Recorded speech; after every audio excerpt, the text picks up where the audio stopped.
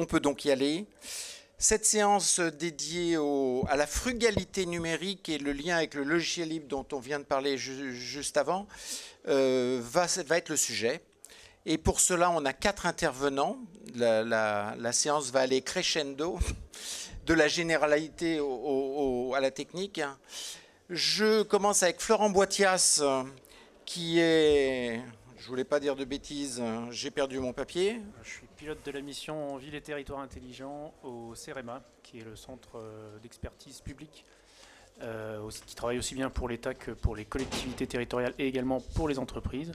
C'est une mutualisation d'ingénierie publique dans tous les domaines de l'aménagement, de la mobilité, de l'environnement, de tous ces sujets-là qui concernent évidemment les collectivités.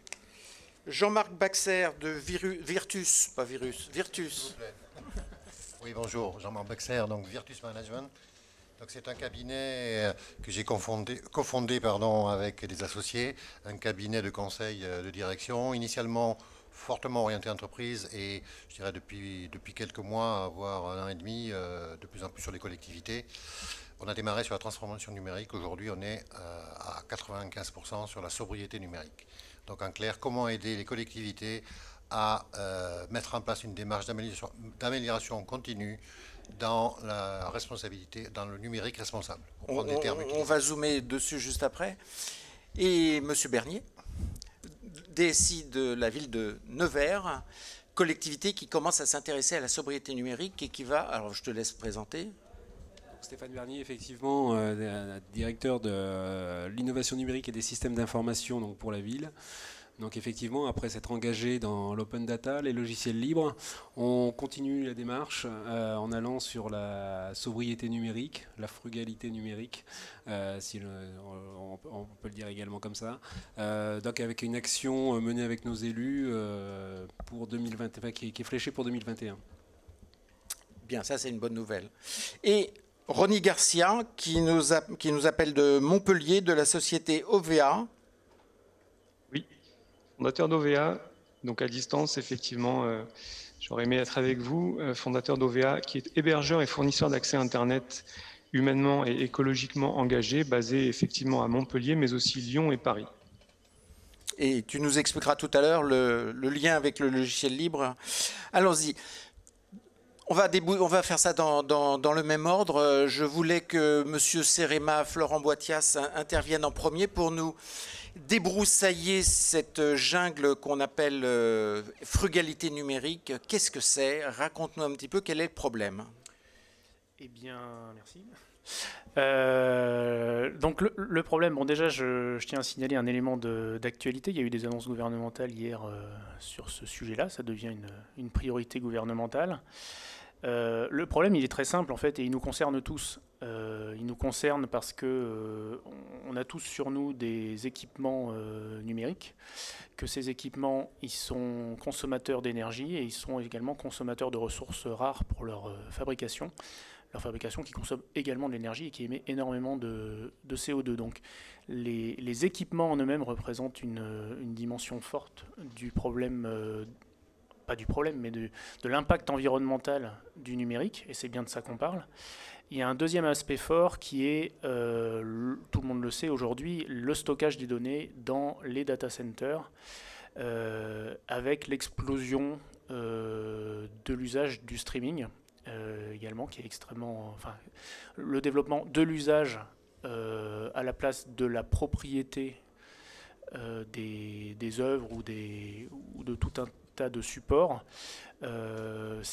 Évidemment, ça évite de dupliquer les œuvres, de fabriquer ces œuvres, certes, mais il y a d'autres impacts. Le numérique n'est pas, même si on ne le voit pas forcément, il y a des impacts, notamment celui du stockage, de l'accès immédiat aux données. Et je veux aussi citer un autre exemple qui est celui des mails. On a tous des mails personnels, des mails qui datent d'il y a 5 ans, on n'y accède jamais, on n'en a pas besoin, et pourtant ils sont toujours disponibles parce qu'ils sont hébergés dans des serveurs qui sont immédiatement disponibles, sans délai d'attente.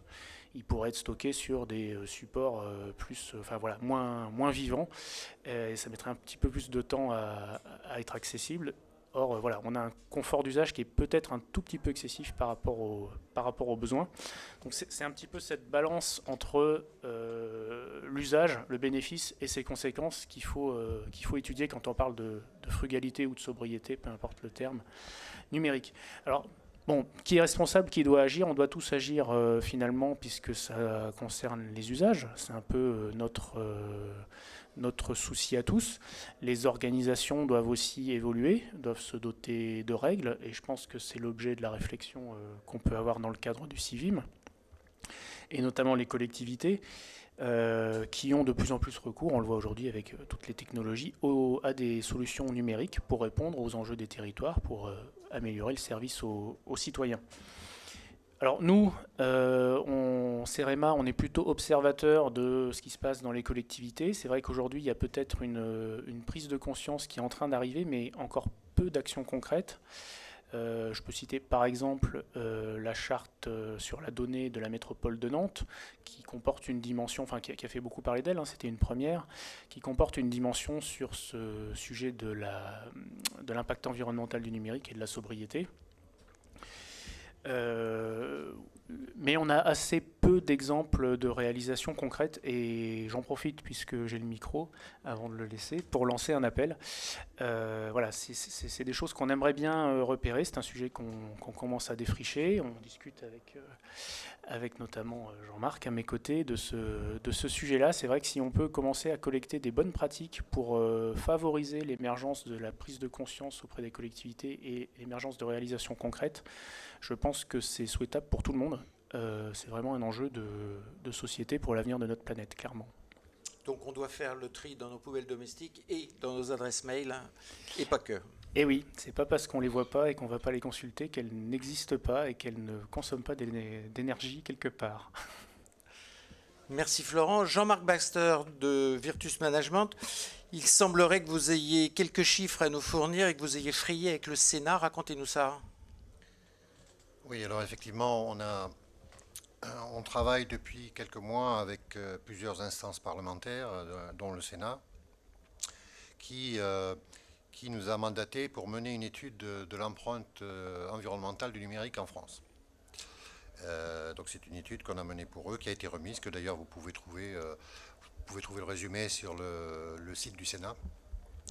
Alors pourquoi ? En fait, d'une part, le Sénat voulait comprendre où on en était au niveau de cette empreinte environnementale, qu'est-ce que ça veut dire, quels sont les impacts majeurs, et finalement, les collectivités ou même une entreprise peut se poser les mêmes questions. Donc, quelques chiffres. Au niveau mondial, le numérique en 2018 représentait 4% de l'empreinte carbone totale. D'accord ? Avec une croissance à peu près de 8% par an. Pour comparaison, la France, en 2019, c'est moins de 1% de l'empreinte numérique au niveau mondial, malgré le fait qu'on représente pratiquement 3% du PIB. Ce qui veut dire qu'en France, on n'est pas si mal que ça en termes d'empreinte environnementale du numérique. Pourquoi on n'est pas si mal que ça ? Parce qu'en fait, l'énergie que l'on utilise avec nos smartphones, nos serveurs, nos data centers, etc. en France, pour la plupart, c'est une énergie décarbonée, puisqu'en France, plus de 70% de l'énergie est nucléaire. Ce qui n'est pas le cas, malheureusement, des pays qui produisent les équipements que l'on achète et que l'on utilise. Ce qui fait que l'impact, comme on va le voir rapidement, l'impact de ce qu'on appelle les terminaux, c'est-à-dire, je reviens, les smartphones, les PC, les IoT, enfin tout, voire des serveurs également, c'est pratiquement 80%. Si vous regardez le cycle de vie d'un produit, de la conception jusqu'à la fin de vie, l'empreinte environnementale, c'est 80% lors de la phase de fabrication et de distribution. Pourquoi ? Parce qu'en fait, la plupart de ces équipements sont fabriqués en Asie, où l'empreinte, l'énergie n'est pas du tout décarbonée. Il y a les ressources rares que l'on doit exploiter. Donc voilà, donc on arrive à des chiffres qui paraissent peut-être surprenants au premier abord, parce que 80%, ça veut dire quoi d'emblée? Ça veut dire que voilà, on va essayer d'échanger un peu moins souvent de notre smartphone, quoi. Donc, alors si je reviens à la France, donc en 2019, je prends mes notes parce que bon, c'est que des chiffres. Donc, le numérique représentait 2,1% de l'empreinte totale sur notre pays. D'accord ? Et ça, c'est tiré par les terminaux, évidemment, le renouvellement des smartphones, les collectivités qui s'équipent. En fait, c'est l'équivalent à peu près du secteur de la chimie, de la pharmacie. C'est un peu moins que l'aérien, mais bon, c'est pas négligeable. Ce qui est important, c'est que dans le numérique, on distingue trois postes. Ce dont je parlais, les terminaux, on va dire les serveurs, les centres informatiques et les réseaux. Le poids des terminaux, et ça corrobore ce que j'ai déjà dit, le poids des terminaux dans ces 2,1%, c'est 80%. Donc les data centers, c'est 82%. Pardon. Et les data centers, c'est 14% et 4% pour les réseaux. Donc encore une fois, on retrouve les terminaux qui ont un impact phénoménal. Si on regarde, donc on a regardé les tendances à 2025 et à 2040. À 2025, on va avoir une croissance de 9% des émissions de gaz à effet de serre liées au numérique que l'on va utiliser en France, installer, utiliser. Et ça, c'est tiré par quoi? Toujours par les terminaux, qui dominent complètement cet impact environnemental, par l'IoT qui arrive. Alors, ça ne va pas être gigantesque jusqu'en 2025, mais l'IoT, le déploiement des modules IoT arrive, et puis il y a la 5G. La 5G qui va arriver, quoi que l'on fasse, elle va arriver, et le déploiement va commencer à se faire dans les 3-4 ans qui viennent. Donc ça joue effectivement sur la croissance, enfin la croissance de l'impact du numérique. Et parallèlement, paradoxalement, il y a d'énormes efforts qui sont faits par les équipementiers pour diminuer les consommations énergétiques de nos appareils, en fait, ces équipements. Malgré tout, ça augmente. Alors si on regarde en 2040, alors là c'est assez catastrophique pour être honnête, l'étude que l'on a menée, au niveau médian, c'est-à-dire central, hein, une position, on va dire, pas pessimiste, pas trop optimiste, on a une croissance de 60% des émissions à gaz à effet de serre. Donc on passe de 2,1, on va passer de 9% en 2025 à 60% de croissance. Ce qui veut dire que, si on traduit ça en chiffres, ça représenterait 7% de l'impact du numérique en France, si on ne fait rien. C'est-à-dire que si on continue sur je dirais, notre lancée. Donc, il est évident qu'il va falloir agir. Et ça, pourquoi cette croissance énorme, en fait, hein, alors, il y a deux vecteurs majeurs. Le premier, c'est une arrivée massive de l'IoT. Alors, quand je dis IoT, hein, c'est objet connecté domestique, objet connecté industriel.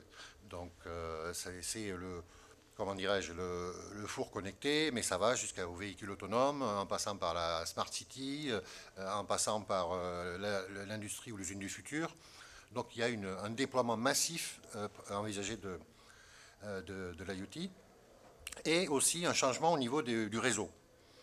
Étant donné que, Florent l'a évoqué, il va y avoir un accroissement des volumes, lié au fait que plus d'utilisateurs, la 5G va faire il va y avoir un effet rebond, on va encore consommer plus de streaming, en tout cas de débit. Et donc, il va falloir, et la donnée, il va falloir la déplacer. Parce que si avec tous ces systèmes IoT, on n'aura plus de bande passante ou suffisamment pour stocker la donnée au niveau du cœur du réseau ou des serveurs. Donc, on va déployer ce qu'on appelle des data centers de type edge computing, c'est-à-dire qu'on va s'intercaler entre l'IoT, les équipements IoT sur le terrain, on va dire, et le cœur du réseau pour traiter la donnée plus près de là où elle est produite, de manière à ne pas à l'envoyer jusqu'au cœur du réseau. Et ça, ce déploiement des data centers de type edge computing, c'est beaucoup de serveurs, donc ça va avoir un impact très important. Alors ça en est à tel point que si on ne fait rien, non seulement on va avoir ce problème d'impact carbone, mais également notre réseau électrique, on n'est pas sûr que notre réseau électrique aura la capacité d'absorber tous ces équipements, l'énergie nécessaire à tous ces équipements. Donc voilà. Donc ça c'est le contexte. Nous, Virtus Management, en fait, notre objectif c'est d'aider, alors ici on est orienté évidemment en collectivité, mais c'est d'aider les collectivités à vraiment engager une démarche, quoi, sur trois choses. La première, il y a trois piliers en fait fondamentaux. Le premier, c'est effectivement il va falloir allonger l'amortissement de nos équipements.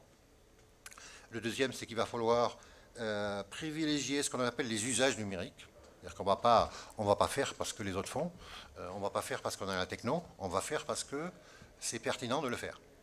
Et parce qu'il y a des usages derrière, des usages qui apportent des éléments au niveau sociétal et environnemental. Et le troisième, ce qui nous relie ici, je pense, c'est qu'il va falloir accélérer, en tout cas adopter l'éco-conception, aussi bien au niveau des architectures que des logiciels. Et en l'occurrence, au niveau logiciel, ça veut dire quoi? Au-delà de ce qui a été évoqué précédemment, ça veut dire qu'il va falloir, si on fait durer les équipements, ça veut dire qu'il va falloir, comment dirais-je, faire en sorte que les logiciels ne viennent pas, puissent tourner, fonctionner sur ces équipements, même si on ne rajoute pas de la mémoire, même si on ne double pas la puissance tous les 18 mois. Donc il va falloir certainement s'emparer du logiciel libre pour pouvoir adapter, pour pouvoir tailler correctement les logiciels, pour qu'ils d'une part puissent persister sur ces équipements et d'autre part pour qu'ils consomment moins d'énergie. Merci Jean-Marc et merci pour la transition vers les collectivités, puisque je me tourne vers Stéphane pour « Et alors dans la ville ?» Alors dans la ville, on fait déjà pas mal de choses, sans forcément le dire. Et en fait, cette notion de numérique responsable, elle est assez récente. Personnellement, alors je suis loin d'être un spécialiste sur le sujet. J'ai découvert la notion il y a 1 an lors d'un déplacement sur Nancy, où on était ensemble d'ailleurs sur une belle manifestation, le libre sur la place, où les collègues de Nancy disaient bon, on commence à travailler avec un organisme Green IT, il y a des choses intéressantes, tu devrais regarder un petit peu de ton côté. Et cette notion-là, voilà, donc ça fait 1 an que vraiment on commence à en parler. Depuis, il y a eu la crise sanitaire, il y a eu des élections, et je pense que c'est à ce moment-là que la partie numérique et responsable a commencé, enfin on a commencé à réellement à peut-être pas plus en parler. Et donc voilà, on est dans ce contexte-là. Donc on fait déjà des choses. Sans forcément les nommer, par exemple sur la partie, on parlait tout à l'heure d'allonger la durée de vie des matériels, on est sur une collectivité comme la nôtre, sur des matériels que l'on conserve sur une durée de 6 à 7 ans. Ce qui est déjà, par rapport à la moyenne nationale, je pense qu'on n'est pas si mal que ça, avec un système de recyclage des matériaux aussi assez suivi. Donc on peut faire mieux, on va devoir faire mieux, mais on avait déjà une première prise de conscience déjà depuis quelques temps. On avait aussi œuvré sur la partie, on s'était intéressé à l'open data, au logiciel libre, donc ça concourt également aussi à mutualiser un petit peu les ressources, mais voilà, c'était déjà un premier pas. Donc en termes de sobriété numérique, on a eu la chance, donc avec les élections, d'avoir quelques nouveaux élus, dont un élu qui est présent, monsieur Couturier, qui est meneur en fait sur cette thématique au niveau de la ville. Et donc on va engager en fait la collectivité sur une démarche, alors dans un premier temps déjà de formation des agents et des élus à la thématique, parce qu'il semble important de partager cette notion-là. Et la sobriété, c'est pas uniquement chez les autres, ça doit être également chez nous. Et pour que ça soit chez nous, à mon avis, il faut que ça soit bien compris. Et donc cette notion ce besoin de formation est à mon avis important. Donc ça va être la première démarche. Et la deuxième démarche, ça va être de faire un diagnostic. D'où on part, avant déjà de savoir ce que l'on peut améliorer, c'est où on en est aujourd'hui. Et donc ça me semble indispensable de pouvoir le planifier assez rapidement. Donc voilà un petit peu la démarche. Après, donc on souhaite s'inscrire au label territoire numérique responsable, qui va nous permettre justement d'avoir une évaluation continue de nos actions et de pouvoir mesurer les améliorations dans le domaine sur les années à venir et sur le mandat à venir notamment. Donc voilà un petit peu où on en est aujourd'hui. Alors pour reprendre la conclusion de Jean-Marc juste avant, est-ce que tu fais le lien au sein de la DSI et de l'équipement de la DSI avec le logiciel libre ? Alors oui, parce que justement le fait de s'être lancé sur cette utilisation et ces développements des logiciels libres nous incite à être peut-être plus rigoureux et avoir un peu plus la mainmise sur les développements, donc justement en termes d'éco-conception, de peut-être plus facilement pouvoir agir dans ce domaine-là.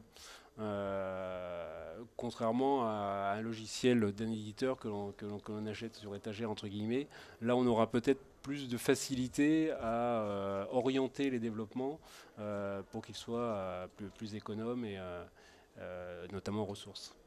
On va revenir sur cette histoire d'économie d'énergie sur les logiciels proprement dits. Et je me tourne vers Montpellier. Ronnie, tu as une certaine expérience sur le sujet. Tu peux nous la faire partager, s'il te plaît?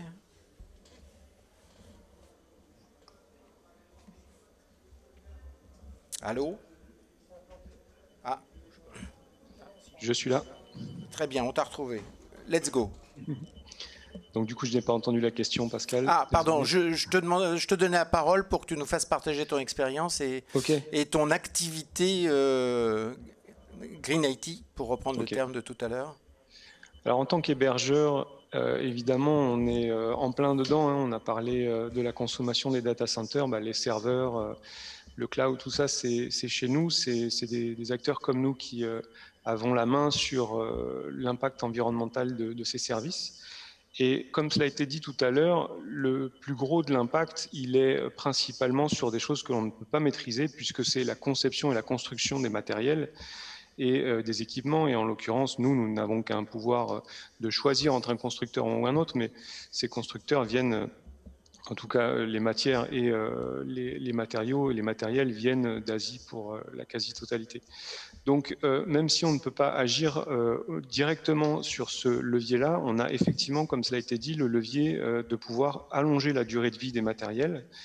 Et c'est ce que nous faisons, puisque nous aussi, nous allongeons la durée de vie des serveurs. Alors, en l'occurrence, chez nous, c'est principalement des serveurs et pas des postes de travail ni des smartphones. Nous l'allongeons jusqu'à 10 ans, puisque nous donnons à l'intérieur de nos services une deuxième vie à ces matériels, puisque pour certains usages non critiques, on peut leur allouer leurs 5 dernières années de vie. Pour des usages non critiques qui ne nécessitent pas un fonctionnement 24 heures sur 24 et 7 jours sur 7. Donc ça, c'est effectivement, s'il y avait une chose à retenir sur le côté matériel, ce serait l'allongement de la durée de vie d'une part, mais aussi l'approvisionnement en matériel reconditionné. Et ça, je pense que les collectivités ne sont pas assez sensibilisées à l'achat de matériel reconditionné.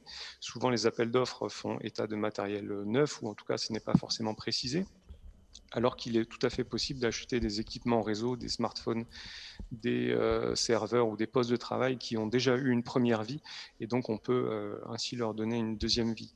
Alors chez OVA, on a une culture forte à la fois de l'environnement, mais aussi de l'open source. Alors l'environnement, on est d'ailleurs labellisé Envol, qui est un label qui porte sur l'environnement. Et sur l'open source, c'est un outil que l'on utilise au quotidien dans le domaine de l'hébergement. C'est même par ça qu'on a commencé il y a 18 ans. Et je dirais que, puisque le thème du débat, c'est la frugalité, le logiciel libre a son mot à dire dans la frugalité, puisque la frugalité consiste, quand on a un besoin logiciel, un besoin métier, un besoin fonctionnel, de d'abord se poser la question, est-ce que quelqu'un a déjà eu le même besoin? Et la réponse est probablement oui. Et donc là, du coup, on a deux choix, faire le choix d'un logiciel sur étagère, comme ça a été dit, ou le choix d'un logiciel libre. Ou éventuellement un troisième choix qui consisterait, s'il n'existe pas, à le développer ou le faire développer. Mais auquel cas, le fait de le mettre en open source, en licence libre, permettra à d'autres, plus tard, de l'utiliser pour leurs propres besoins. Et le logiciel libre a un autre avantage, c'est que le code, du coup, est public et donc auditable. Et donc, on a la possibilité de mesurer l'impact environnemental, le côté éco-conçu de ce logiciel, et de pouvoir faire soi-même ou faire des modifications pour alléger l'empreinte environnementale. Puisque, tout comme pour le matériel, où il est assez clair et évident que c'est de la conception et la construction, ainsi que le transport, qui constitue le plus gros de l'impact, on a le même parallèle dans le logiciel, puisque un logiciel qui n'a pas été éco-conçu, ou en tout cas pas avec une stratégie ou une fibre écologique, pourra très bien avoir des comportements qui sont très lourds ou consommer beaucoup de ressources, ou même parfois avoir des fonctionnalités qui ne sont jamais utilisées. Et donc cet impact-là est très fort aussi. Alors pour le coup, il n'y a pas eu d'étude, à ma connaissance, de fait sur l'impact environnemental de l'éco-conception des logiciels versus les logiciels non éco-conçus, alors qu'on a le parallèle, 80%, on disait tout à l'heure une personne sur l'amont, c'est-à-dire avant l'utilisation, avant l'usage. Dans le logiciel, on aura peut-être une proportion équivalente. Mais en tout cas, voilà, s'il y avait vraiment un parallèle à faire entre l'écologie et la licence logicielle, je ferais bien évidemment un conseil d'utilisation de logiciels libres. Ensuite, sur l'aspect usage, puisqu'on a parlé conception, éco-conception, construction, sur la partie usage, qui malgré tout reste aussi, représente un poids important sur l'environnement, autour de 20%. Il y a la notion de sens. On t'a perdu une minute là, on n'a pas entendu la phrase d'avant. D'accord, donc je parlais de la phase d'usage de ces logiciels ou de ces matériels d'ailleurs, ou des infrastructures de manière générale. Donc là, évidemment, il y a un gros travail de sensibilisation des utilisateurs, même si je pense qu'aujourd'hui, en 2020, la plupart des utilisateurs des technologies sont quand même sensibilisés. Je pense qu'on a passé ces étapes-là. On serait plutôt maintenant dans une étape d'action.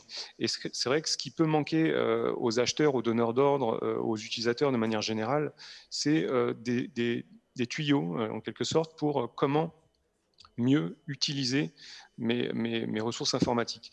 Et on a parlé de l'usage des mails. Bon, c'est un très bon exemple. Tout le monde utilise au quotidien sa messagerie électronique. On stocke tous, ou beaucoup d'entre nous, des messages très anciens.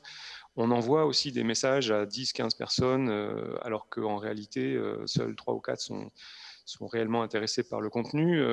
On met des pièces jointes, alors qu'aujourd'hui, on peut plus simplement déposer les pièces jointes dans des systèmes de stockage, de sorte à ce que les destinataires puissent télécharger la pièce jointe seulement s'ils le souhaitent, et ne pas du coup dédupliquer la donnée sur les postes de tous ces destinataires. Et cette phase-là d'action... Cette phase-là d'action. C'est notre réseau, c'est le sien. On a reperdu cette phase d'action.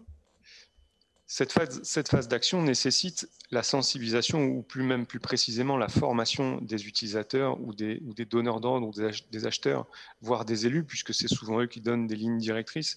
Et enfin, pour terminer, je dirais que la plupart, en tout cas, il existe dans toutes les régions de France des acteurs comme nous, des acteurs locaux, et comme on est dans une démarche de réindustrialisation, ou en tout cas de relocalisation de l'industrie, je dirais que s'il y avait un message à faire passer cet après-midi, ce serait que nos donneurs d'ordre pensent aussi à relocaliser la donnée et leurs services informatiques ou leurs services hébergés. Voilà.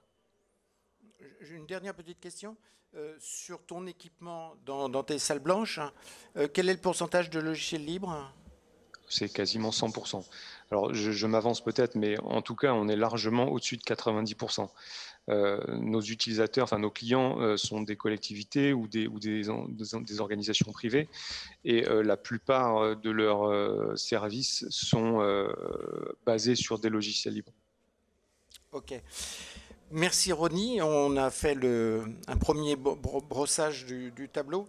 Florent, je voudrais revenir vers toi sur la notion des collectivités. Est-ce que, à ton avis, toi qui as une vision globale, la vision du CEREMA sur le territoire français et ses collectivités, quel est le pourcentage de collectivités aujourd'hui, allez, je vais être gentil, s'intéresse seulement au sujet sans avoir jusqu'à aller comme Nancy commencer à résoudre le problème. En fait, je fais un constat très simple. Si je regarde la salle relativement vide, merci à tous d'être présents, mais on a une salle peu remplie sur un sujet comme ça. Je connais des dizaines d'autres sujets informatiques, la salle serait archi pleine. Les GAFAM, je ne sais pas. Enfin, bref, il y a beaucoup d'autres sujets. Il semblerait qu'on ait du mal à faire prendre conscience aux gens en général, mais aux collectivités en particulier, ce phénomène-là. Est-ce que tu as un éclairage sur ce sujet ? Alors, j'ai pas le chiffre magique que tu me demandes, parce que voilà, c'est quand même difficile de mesurer de quantifier les intentions des collectivités. Il faudrait faire un sondage. On est sur une question qui est difficile à traiter. On en parlait ce midi à table. C'est comment on n'arrête pas le progrès, mais on arrive à se discipliner sur les usages, sur les technologies, ne pas forcément courir après la dernière, mais bien utiliser celle qu'on a. Comment on ne stocke pas une quantité trop importante de données. Et en fait, voilà, c'est qui régule ça, comment on valorise aussi les efforts qui sont faits. Donc il y a des labels qui commencent à émerger et qui permettent de mesurer un certain nombre de choses. Il faut qu'on valorise ces efforts parce que sinon ils sont invisibles. Donc on n'a pas forcément envie de les faire, surtout quand on sait que les territoires sont en concurrence les uns avec les autres autour des questions d'attractivité, de développement économique.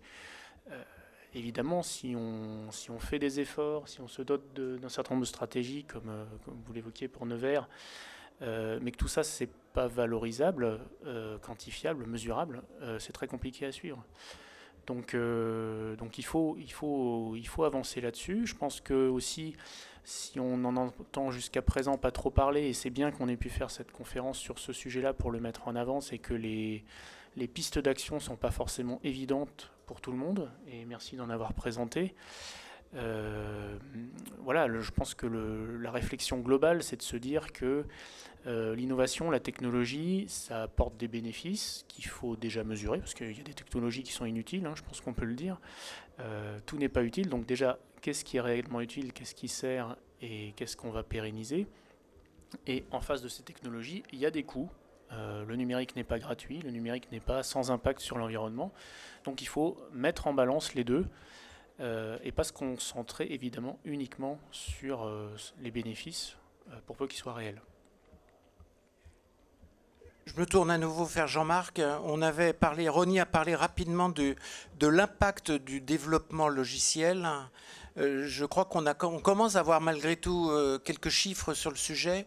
Je suis tombé sur une étude d'universitaires portugais qui est sortie il y a quelques semaines. Je livre l'information, elle est presque fraîche, où on commence à avoir, ils ont attaqué le phénomène avec les langages informatiques utilisés pour programmer. Il y a une vingtaine même de langages décrits, utilisés, testés sur les aspects consommation de CO2, enfin d'électricité, d'énergie, la vitesse d'exécution du programme et la consommation de mémoire. Et ils ont classé sur ces trois rubriques les différents langages qu'on connaît aujourd'hui, la vingtaine de langages dont je parlais, et on arrive à des surprises assez impressionnantes, puisqu'on voit par exemple que des langages que certains développeurs adorent particulièrement, des trucs comme Ruby, Python, qui vont se trouver être pas moins de 30 fois plus consommateurs d'énergie que Java ou PHP. C'est assez surprenant comme chiffre. Est-ce que tu as des informations de ce type-là du côté développement? Non, alors non, nous, parce que nous, en fait, on n'est pas du tout positionné, on n'est pas sur ce niveau de granularité. J'entendais récemment, corrigez-moi si je me trompe, mais je crois que c'est Facebook, pour parler des GAFA, qui a fait ce constat en termes de langage, qui se sont posé la question, voilà, finalement, s'il faudrait est-ce qu'ils se sont posé la question des ressources au départ, je ne sais pas. En tout cas, ce qui a été fait, c'est qu'ils ont créé un translateur pour migrer leur code vers du C et C++. Qui est un des plus économes dans la liste dont je viens de parler. Qui est plus rapide d'exécution, effectivement. Oui. Donc, ce qui veut dire qu'il y a une remise en cause quand même aussi au niveau du logiciel et au niveau des langages.